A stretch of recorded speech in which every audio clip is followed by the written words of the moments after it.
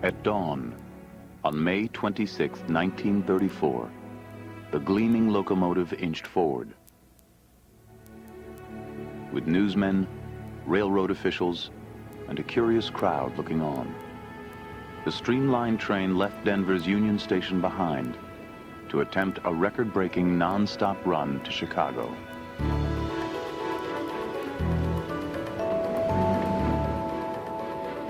A new era in railroad transportation. The Zephyr's epical 1,000-mile run, the fastest train dash ever made.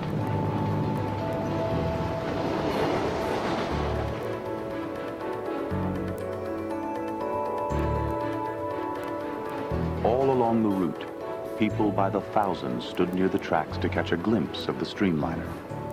A smooth, sleek machine, unlike any they had ever seen. You almost forget you're moving, observed one of the reporters on board, until you look out at those fence posts going by and realize they're telegraph poles instead. Small airplanes tried to match the Silver Streak's speed, which peaked at 112 miles per hour, cutting in half travel time between the two cities. In Chicago, a huge crowd gathered to cheer the record-shattering run as headlines hailed the dawn of a new era. Within a few years, dozens of Streamliners were racing across the country. The sleek stainless steel trains were the pride of the nation. But the bright promise of the Streamliners would soon fade. In just 20 years, routes were abandoned, equipment sold overseas. Gone were the days when American trains were the fastest, most comfortable in the world.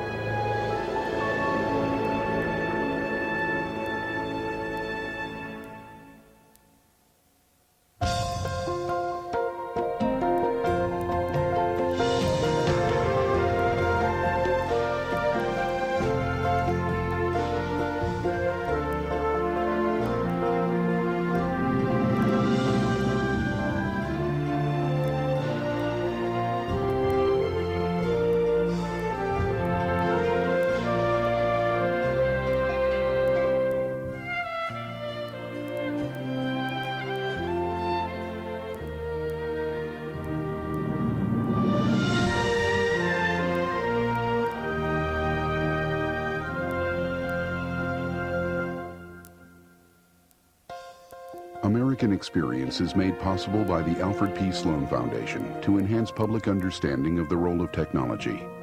The foundation also seeks to portray the lives of the men and women engaged in scientific and technological pursuit. At the Scotts Company, we help make gardens more beautiful, lawns greener, trees taller. If there's a better business to be in, please let us know. Liberty Mutual Insurance is a proud supporter of the American experience. And by helping people live safer, more secure lives, we're also proud supporters of the American dream.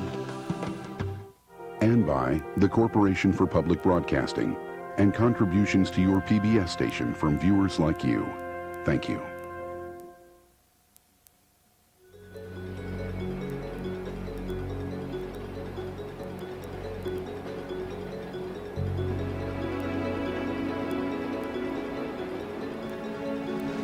To anyone outside, a speeding train is a thunderbolt of driving rods, a hot hiss of steam, a blurred flash of coaches, a wall of movement and of noise, a shriek, a wail, and then just emptiness and absence. With a feeling of there goes everybody, without knowing who anybody is. And all of a sudden, the watcher feels the vastness and loneliness of America, and the nothingness of all those little lives hurled past upon the immensity of the continent. But if one is inside the train, everything is different. Thomas Wolfe.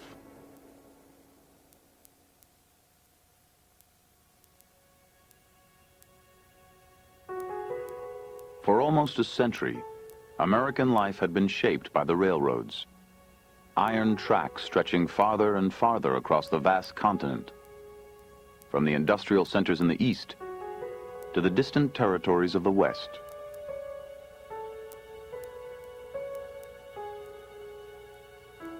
Since they showed up on the scene in the mid-19th or early 19th century, the railroads were both the symbol and the substance of all that was modern in this society. The railroad is the technology that draws people into the market, begins to change their ways of life.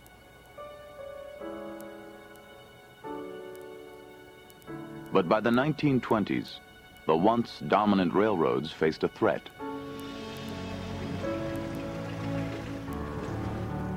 The horseless carriage had grown into a potent rival.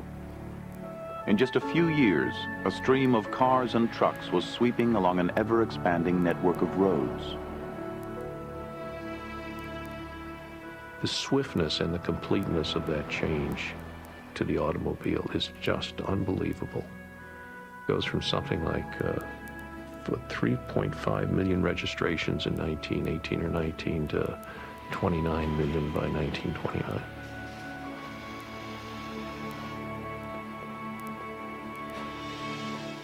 In less than a decade, railroads lost 40% of their passenger business. There was little the industry could do. Fares, service, and freight rates all were determined in Washington. Just at the moment when the railroads were about to become terribly vulnerable anyway because of new competition in the movement of both people and goods, is just the moment when they found themselves most tightly locked in the embrace of the federal government and arguably least able to respond competitively. At the Chicago, Burlington, and Quincy, a long, prosperous railroad, mounting losses forced a change. In 1932, the company appointed a new president, Ralph Budd, to deal with the crisis. A farm boy from Iowa, Budd had completed his training as a civil engineer in 1899. On his first job surveying a line, he caught the attention of John F. Stevens, the man in charge of building the Panama Canal. When Budd went into the railroad industry in 1899, it not only was the dominant industry in the country, but it was a place where men could think big thoughts, where the ambitious and the innovative went.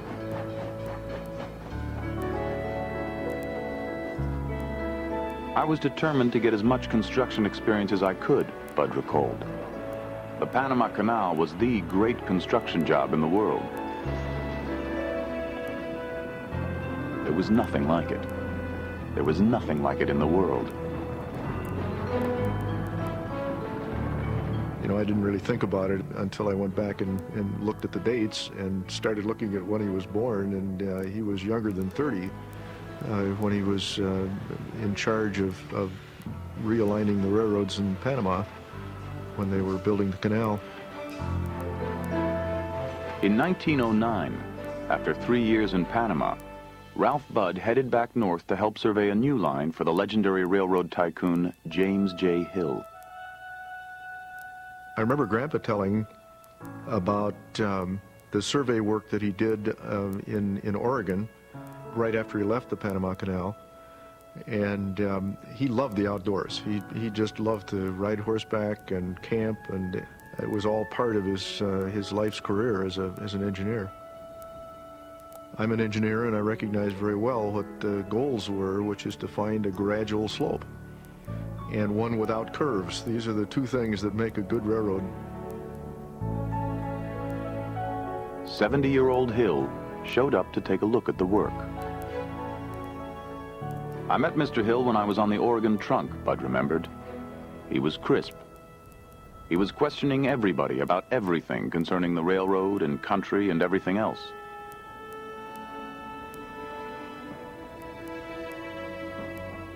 he was just as keen as a person could be.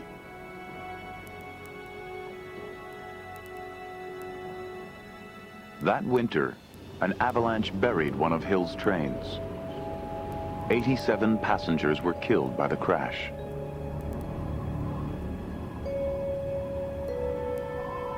In the wake of the tragedy, the old railroad pioneer called on Ralph Budd for help. It was a magnificent railroad, east of the Cascade Mountains and west, Budd wrote. But it had a weak Cascade Mountain crossing. For about 2 to 3 weeks every spring or late winter, no one on the Great Northern knew for sure what he might find in the morning reports. It was a hazardous thing.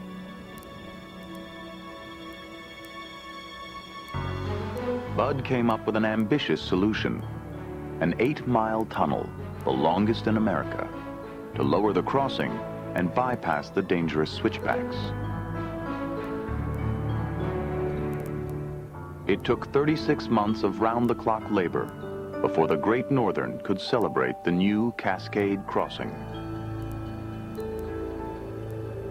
But as the newly appointed president of the Burlington, Budd now faced an even more daunting challenge.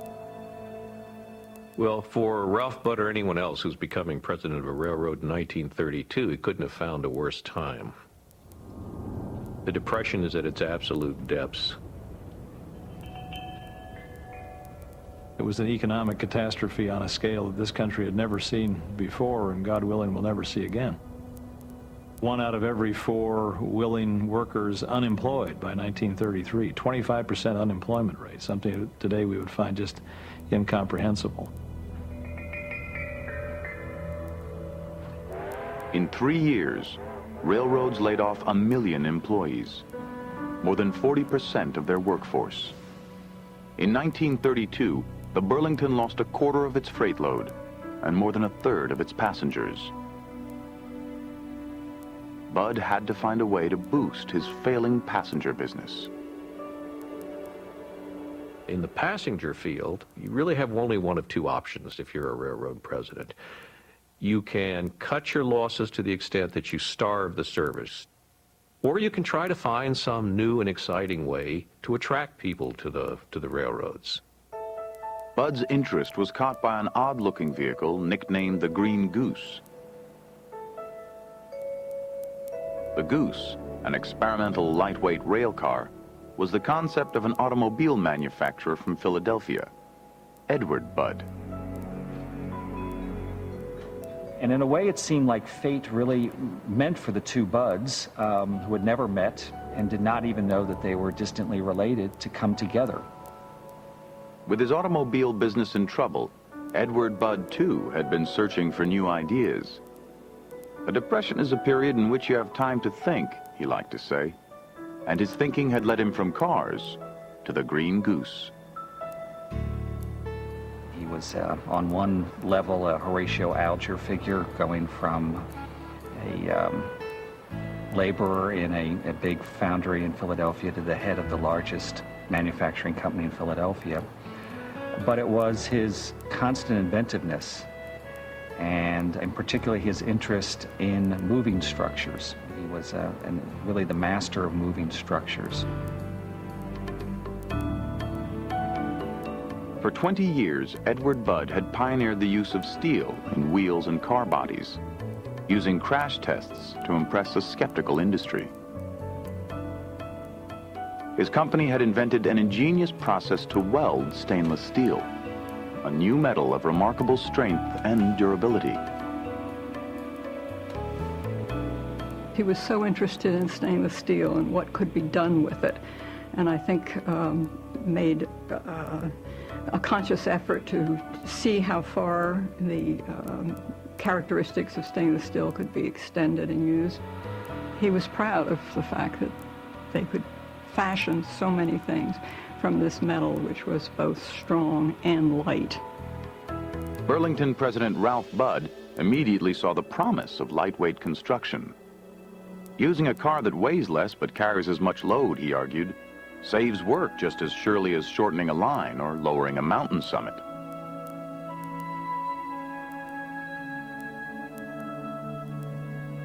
With Edward Budd's help, he set out to develop a revolutionary new train. So over a creative period that lasted around 8 months, they really completely rejiggered, redesigned, rethought through the Green Goose. They took the best ideas from buses and cars and planes, all of which both of these men and their skilled technicians knew about, and they began building in North Philadelphia in the fall of 1933 a stainless steel train that they soon would call the Zephyr.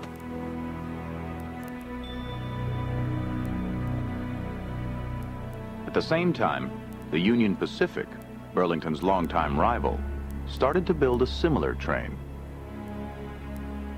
What evolved into a competition between the Union Pacific and the Burlington didn't really start that way consciously. It's more a case of two very bright people hitting upon similar ideas at about the same time and then discovering, without realizing it at first, that they were in a race.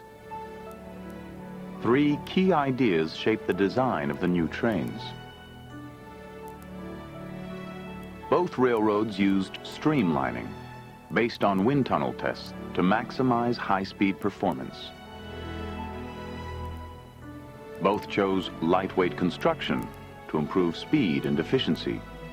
The Burlington took the more radical route, relying on Edward Budd's know-how to make roof and walls stress-bearing elements of the stainless steel cars. The complete 3-car Zephyr weighed little more than a single standard weight coach. The two companies opted for internal combustion, not steam, to power their trains. Ralph Budd picked a diesel engine still under development at General Motors. The diesel, he believed, would prove more efficient than a conventional gasoline motor. Budd was willing to wait for the new engine, even if it cost his railroad the race.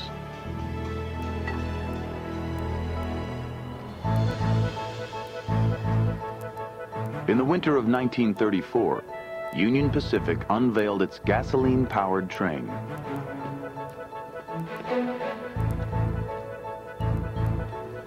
The M10,000, stated a railroad publicist, is shaped to open a clean hole through the air and let it close again, with the least possible fuss or turmoil. It was the first American streamliner. The most interesting thing about the Streamliners was the public reaction to them. When the Union Pacific unveiled its little zip and it made its first trial run, people lined the tracks.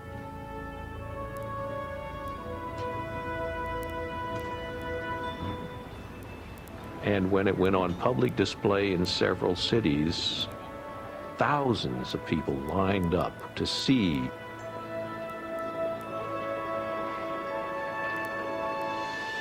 Two months later, the Burlington rolled out its diesel-powered Zephyr, named for the god of westerly winds.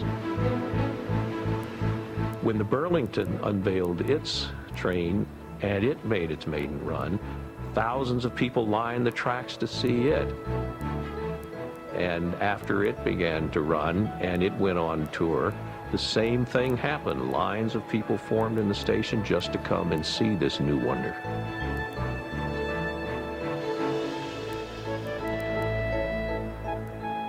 The curious crowds filing through the Zephyr at every stop discovered an air-conditioned interior featuring sleek lines, recessed lighting, and large double-pane windows. I had traveled enough on the old Pullman cars with the heavy green upholstery and whatnot to be excited by the lines, even though I was very young. To think this was something very great and very exciting. And I think I got some of that excitement and pleasure from my grandfather. I mean, he obviously took great pride in seeing the product move out of the factory and into use. In the spring of 1934, the two Streamliners became star attractions at the Chicago World's Fair. When the M10,000 and the Zephyr made their bow, wrote a reporter, Something clicked in the mind of Mr. Average Man, and the streamlined era had arrived. This is 2 years after the worst year of the Depression.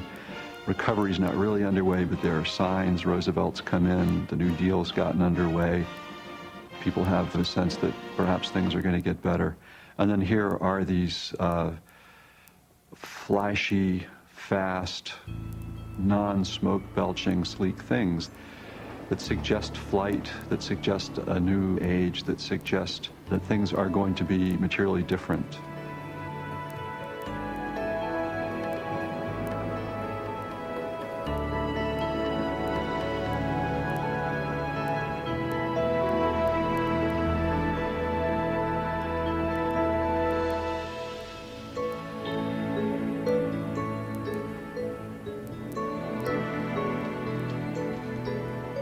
Toy train manufacturers wasted no time launching small-scale versions of Little Zip and the Zephyr.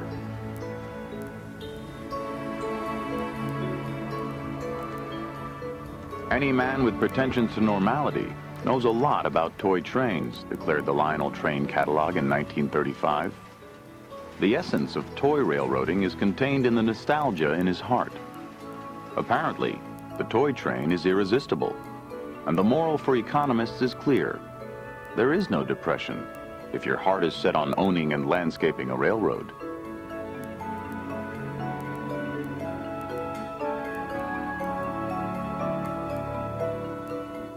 Such a really vivid memory of having that train and pushing it around on the sidewalk, and we also used to push it around inside the house. And the whole idea of a different looking train was something that was imprinted when I was probably, well, it says 1936, so I was 2 years old.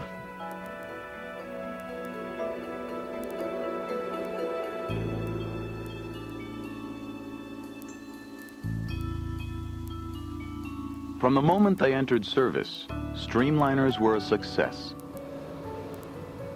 Ralph Budd quickly placed orders for additional Zephyrs. And with a showman's touch, he kept his train in the spotlight, casting it in the Silver Streak, a Hollywood adventure, using strongmen and elephants to dramatize the train's lightweight construction,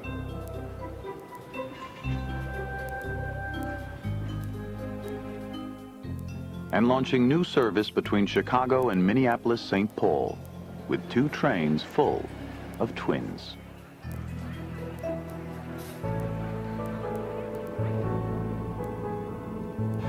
The Zephyrs slashed 3.5 hours off the old schedule.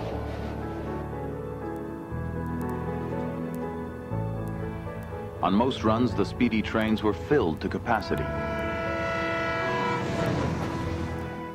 We seem to have found out quite a good deal about what the public likes in the way of passenger service, noted Budd, and we seem to be able to provide it.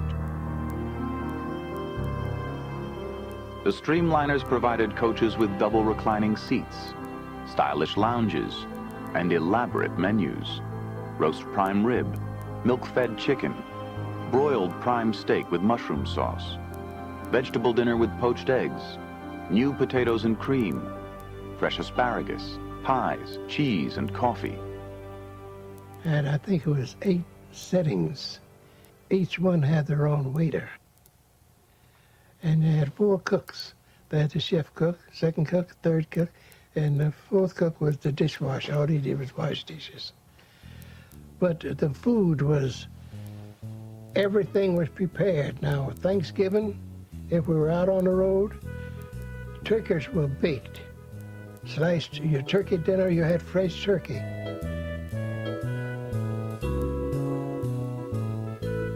The new diesel engine became a critical part of the Zephyr's success, cutting in half the operating cost of a steam-powered heavyweight. Union Pacific quickly added to its fleet of Streamliners, introducing diesel trains to Portland, San Francisco, and Los Angeles. And when the Streamliners in, we carried more passengers, we carried more cars because they were lightweight. They weren't like this heavy car here. 11 to 12 cars was the most we carried on the heavyweight car, so we could put 15 on the lightweight. But he'd pull in, he'd have to make a double stop at certain stations because we'd be so far out in the boonies.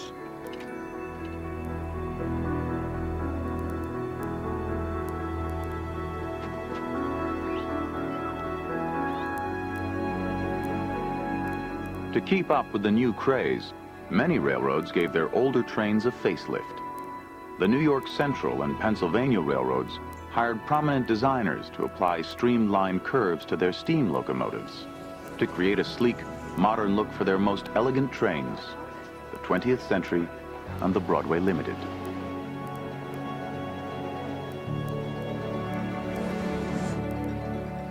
Throughout the 30s, every railroad competed to come up with the most interesting, provocative design. Each railway would have a family resemblance for its locomotives, and common livery, common paint schemes, but they were all competing against each other to have the most distinctive equipment on a given passenger route.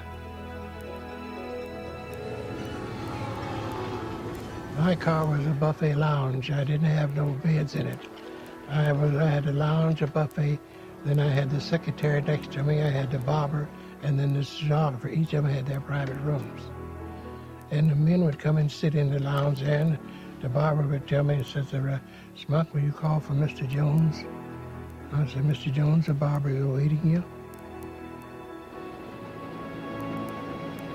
The public really got caught up in a streamlining mania, and articles about these trains appeared in all the newspapers, big city newspapers, local newspapers, great deal of publicity. And designers and executives realized that streamlining was a hit.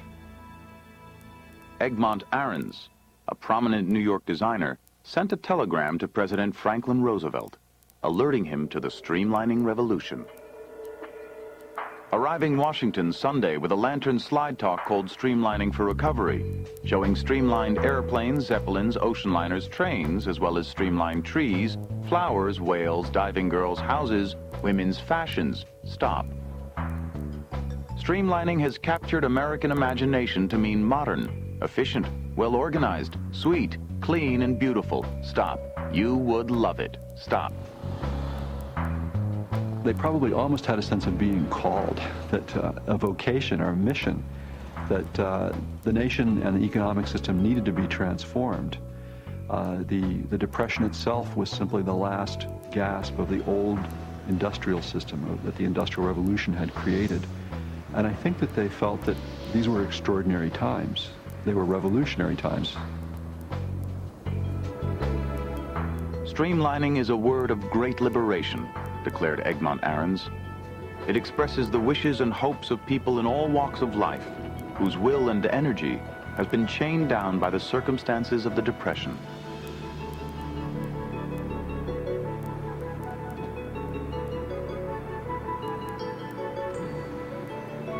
Businessmen embraced the whole notion of design out of a total sense of collapse. They were at their wits' end. They didn't know what to do. So the industrial designers would then change the appearance of a toaster or a washing machine to try to get an edge up on the competition.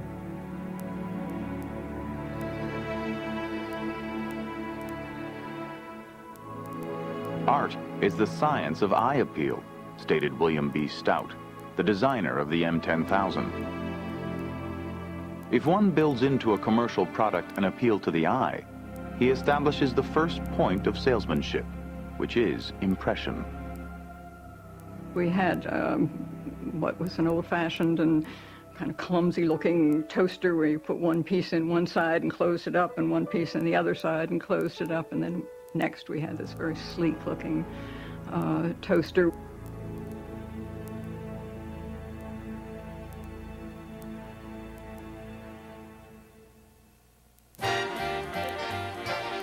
From lipstick to locomotives, streamlining was reshaping America.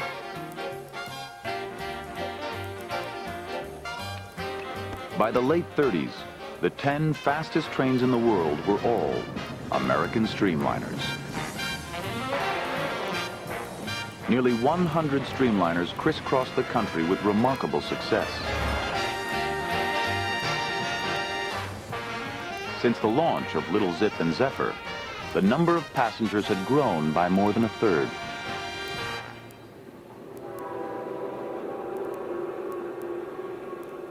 But the run of the Streamliners was about to be sidetracked.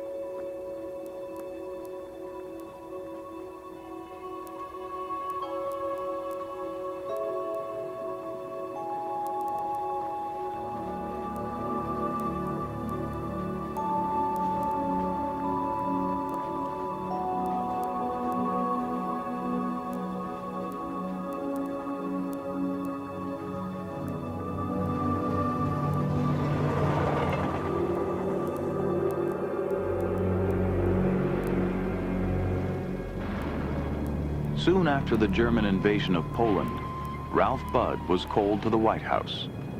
President Roosevelt needed a railroad man to help prepare the country for war.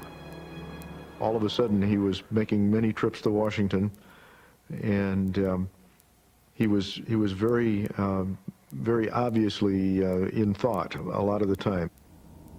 It was clear that he was really under stress.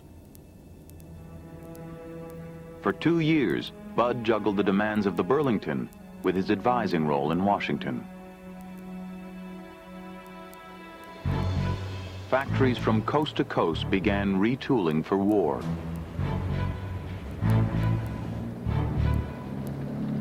In Philadelphia, Budd Manufacturing stopped the assembly of Streamliners and switched to trucks and artillery shells. What I remember most about it was the change in the lifestyle of my grandfather and my father, who also worked at the company at that time. Because both of them had the philosophy that the workmen were the most important part of the operation, it was given that one or the other of them would be at the factory, which was then working 24 hours a day.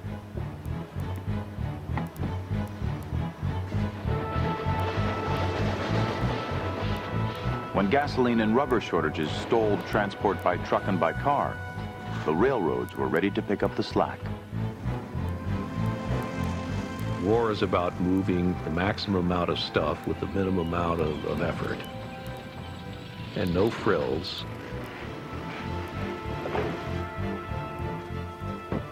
And because it's a war being fought in both Europe and Asia, there's a huge flow of traffic to both coasts.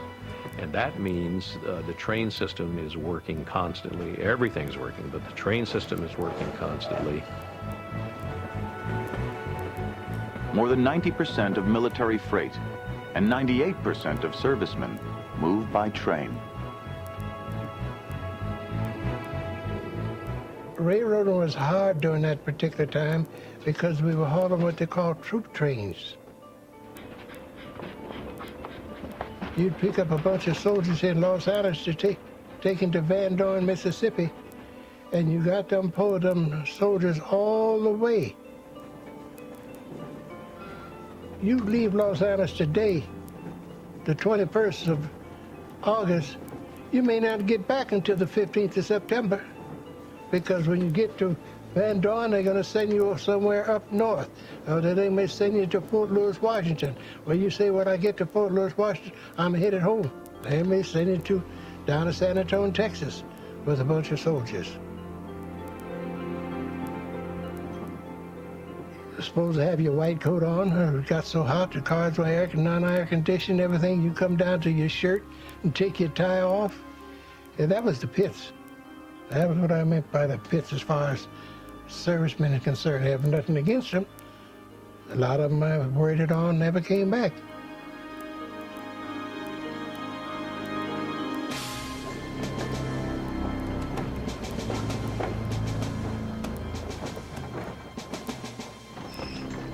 Freight and passenger loads nearly doubled during the war.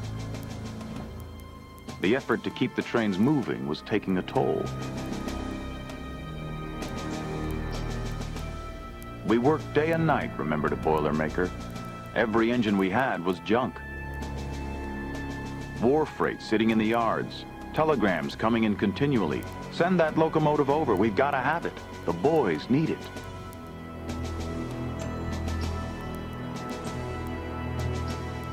Late in the war, industry leaders gathered to mark the Streamliners' 10th anniversary.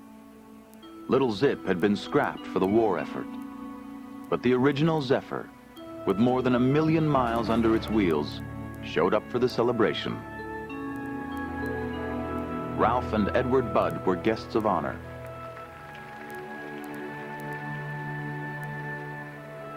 We expect when this war is over that a great field will open for all the railroads, declared Edward Budd. The American people have an appetite for travel. It has gotten a great impetus by the travel back and forth of our sons and daughters in their duties in the fighting forces. These young people have seen what they had not seen before. They have written home about things that their parents have not seen.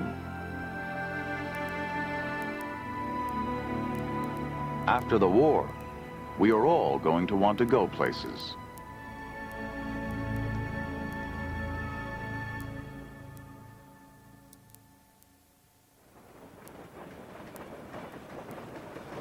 I have very good memories when I think of trains, because I grew up in a small town outside of Philadelphia that was on one of the main train lines going into the city. It was the end of the main line. And the walk into town from home always crossed the railroad track. And as a very small child, I remember the excitement of seeing the trains, looking down at them, because they were long-distance trains. One was called the Spirit of St. Louis, or the Chicago Special, or whatever. So they evoked faraway places. As the country entered the post-war era, one by one, the railroads launched their new Streamliners, replacing equipment worn out by the war.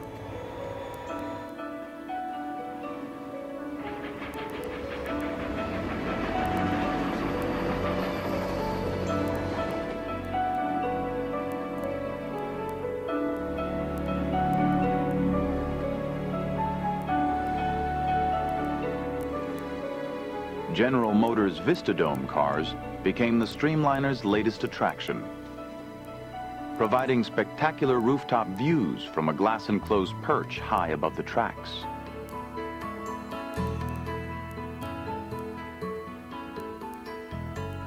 Railroads knew by 1945 that passenger train revenue was marginal, and they knew that they were gambling by spending money on new designs on streamlined trains.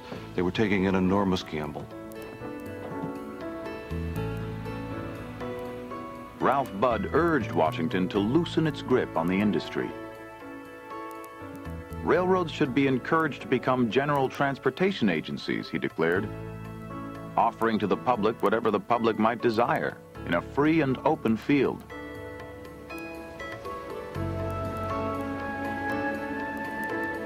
Budd proposed launching regional helicopter service to connect to his high-speed Zephyrs. The Civil Aeronautics Board rejected the idea. If you are a prosperous railroad, if you have ambition to be a major railroad, you really have no choice. You have to have a passenger traffic. There's no question about that. The government mandates that you have a passenger traffic. If you're a proud railroad, you're not going to run that as a shoddy business, and your equipment is literally so beat up from the war that you can't use it. It has run that hard. So you're going to have to make an investment. And if you're going to make a go of it, you have to buy as good a stuff as you can afford and try to make it work. To attract new passengers, Ralph Budd was building a brand new luxury train. A Zephyr not for the business traveler, but for tourists.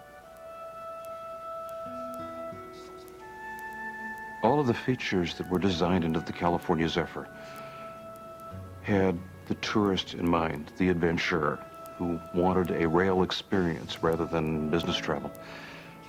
its length was one feature. 11 cars long, almost 1,000 feet.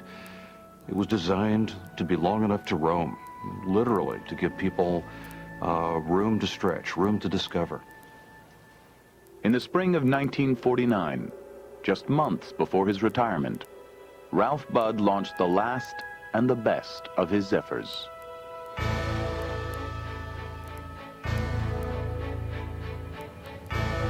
The California Zephyr was a marketeer's dream. It never did claim to be the fastest train across the country, and I don't think it really had to. I think what it had to do was convince the public that they could afford a moderate amount of luxury on their own budget and enjoy that as a vacation on a train that would take them through most of America.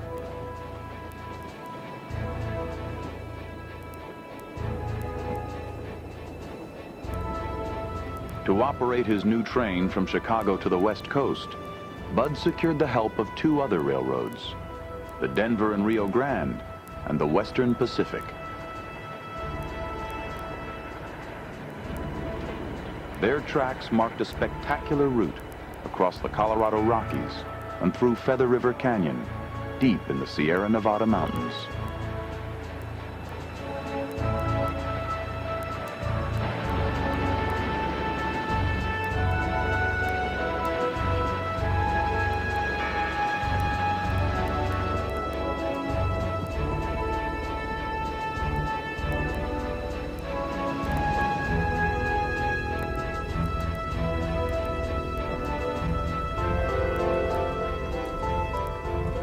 The most important was the service to the people. You were there as that public relations person for the train companies, for the trains, so that the ride was pleasurable and a good experience.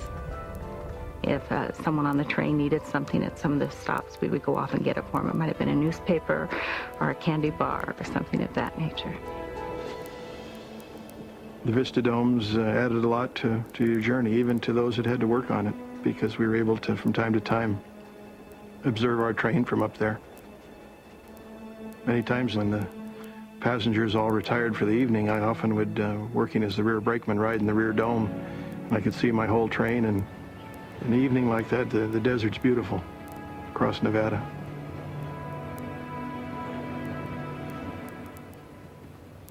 So times were good, travel was heavy, and the good Streamliners were still one of the best ways to go long distances. But as the 50s wore on, the aircraft industry began to shift from propeller-driven planes to jet planes. And once the jets began to become the main commercial fleet, they could cut a huge amounts of time off of long-distance travel. Federal funding of airports and highways further tipped the competitive balance. Even in large cities, once the very core of rail passenger business, the new expressways brought dramatic change. We now have a kind of picture of an American downtown, which is of parking lots and empty lots and a few buildings in between.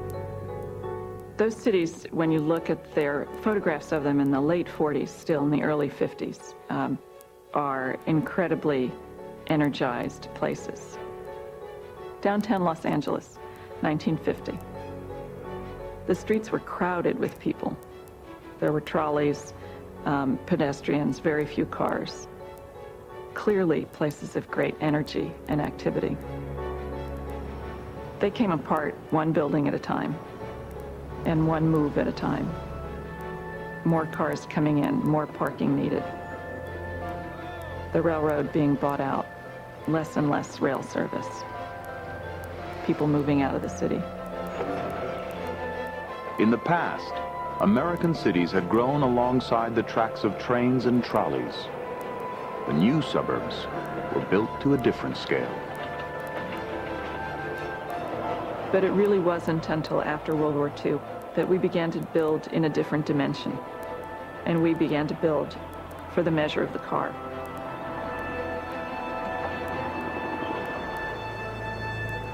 And of course, the whole glamour of this new technology of owning a car, of being liberated by the car.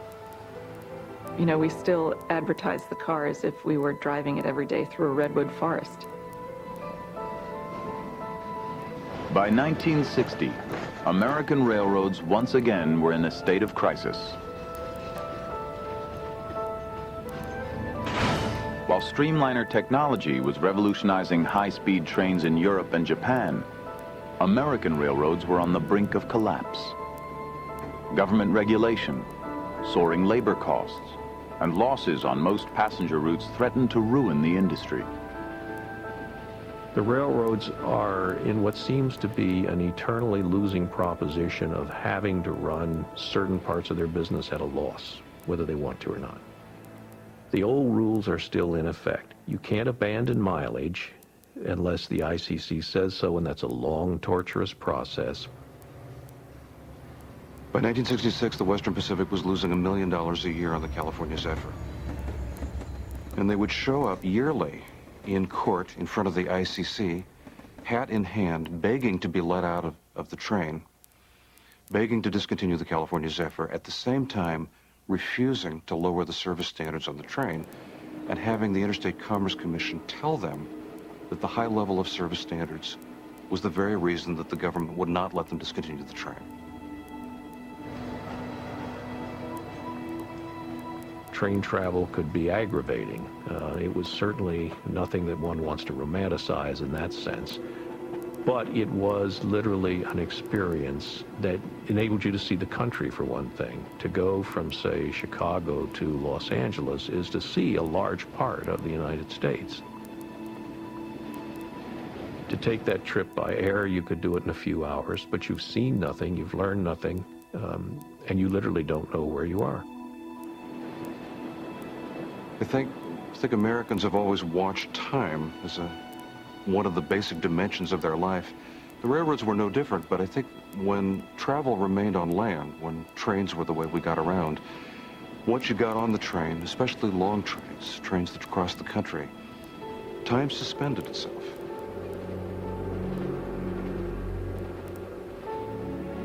By the late 60s, railroads were scrambling to get out of the passenger business, abandoning trains as quickly as the ICC would permit. Some of the most glamorous trains were scrapped, including the 20th Century Limited and Burlington's Texas Zephyr. For the California Zephyr II, time was running out. I believe it went to the ICC about 4 times, and each one of those times was like waiting for the hour of execution. And fortunately, in over the last minute, we got the 11th hour reprieve and continued to operate and hoped for the best. The ridership actually increased when it became clear that the train was truly going to be abandoned in 1970. Some of us had inklings, perhaps, of writing about it or photographing it.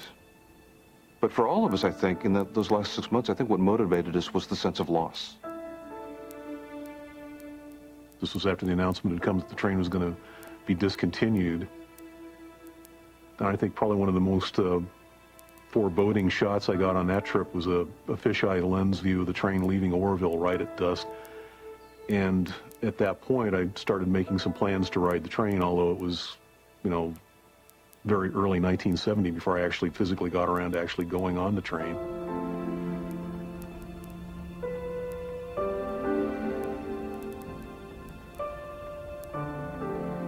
This was that first day I rode the train in February of 1970. Art Jones was one of the porters on the train. Maybe 50 people rode out of Oakland at the most, and here's this coach porter riding alone in the coach, just this, sea of empty seats. This is another one of my favorites. The Zephyr really wasn't the kind of a train that appealed to a lot of businessmen. They, if you were in a hurry to get someplace, one guy seemed to have nothing but time on his hands to ride in the lounge car. No one really believed it was going to happen. The crew just kept on doing their job. Even though we got the bullets with regards to the hearings and the outcomes day by day, there was always someone in the company that would handwrite a note across. I don't believe this is happening. It's not going to happen to us. My grandfather had taken so much pride in the train and associated that pride with the railroad that he had worked with that in my mind I associated his death with the train. He died 2 years before the train came off, but he was aware of the discontinuance proceedings. And I'm sure that in the 2 years that he had to listen to the ongoing court debate, he wondered why. He probably wondered what had really become of something that he had believed in deeply.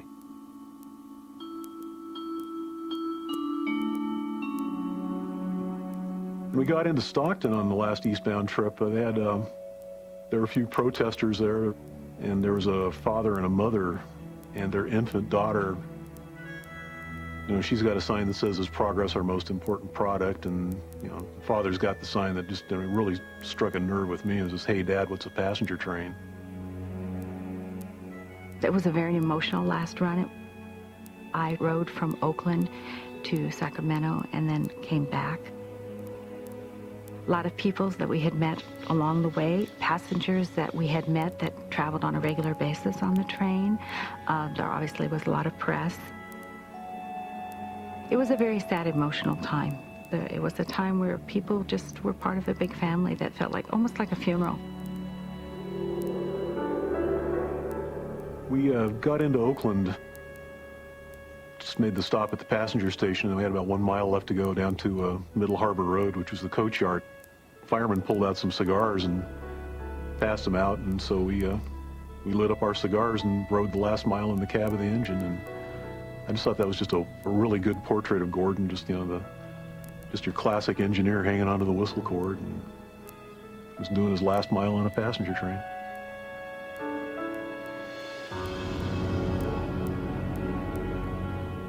This was in the yard in Oakland, Middle Harbor Road, which the Zephyr had come in and tied up for the very last time, and that was it. We didn't know if we'd ever see a train like that again, and I guess you could say we didn't.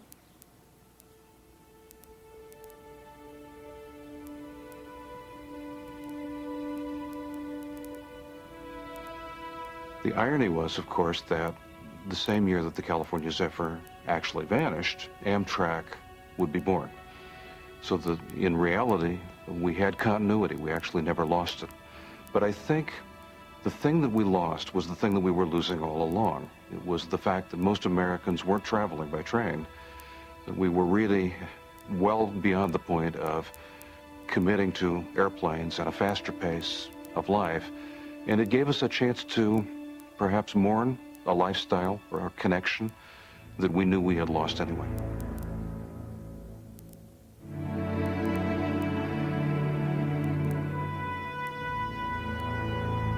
Ralph Budd, the pioneer of the Burlington Zephyrs, died in 1962 at the age of 86, still convinced that Streamliners would see a bright future. In Europe and Japan, the Zephyr's example helped build extensive networks of high-speed intercity trains. In the United States, public funding remained focused on airports and highways. After 26 years of service and more than 3 million miles, the original Zephyr rolled into Chicago one last time to take up residence at a local museum.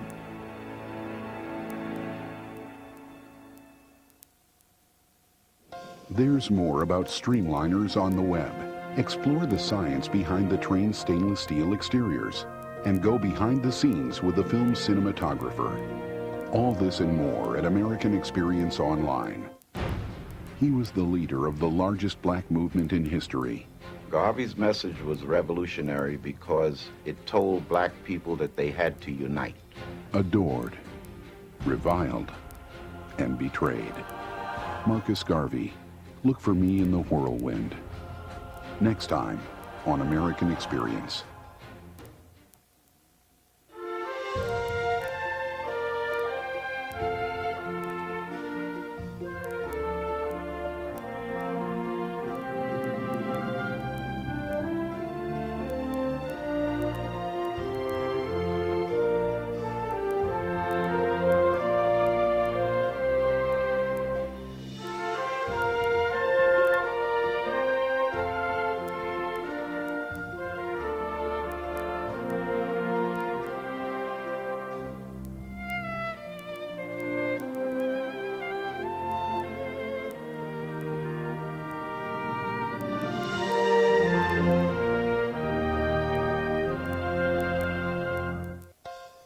American Experience is made possible by the Alfred P. Sloan Foundation to enhance public understanding of the role of technology.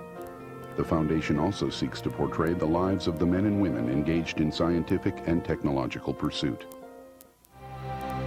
Liberty Mutual Insurance is a proud supporter of the American experience. And by helping people live safer, more secure lives, we're also proud supporters of the American dream.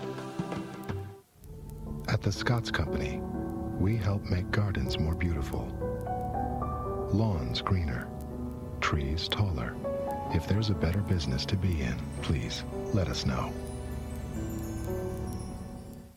And by the Corporation for Public Broadcasting and contributions to your PBS station from viewers like you. Thank you. This is PBS.